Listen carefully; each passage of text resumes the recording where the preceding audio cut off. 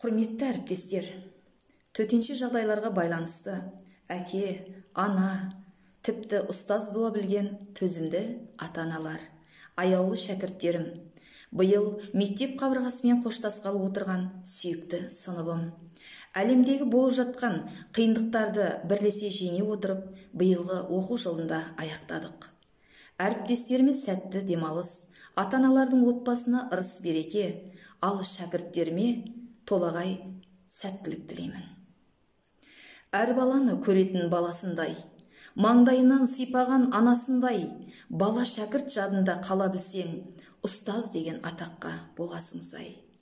Білім алып, қаттанып доктор ғалым, ел үмітін ақтауда болып дарын, ұстаз ғана жалықпай дайындаған әлемнің ат жолы алыптарын. Бағындырар тағдырдың сын өткелін, қимас сезім баулыған жүректерін, қанаттарың талмасын самға биік, жанымның бір бөлшегі түлектерім. Ұстаз ұлы, ал шәкірт бақыт десім, үйрететін білімнің әліппесін, қашықтықтан қоштасқан шәкіртімен мереке құтты болсын әріптесім.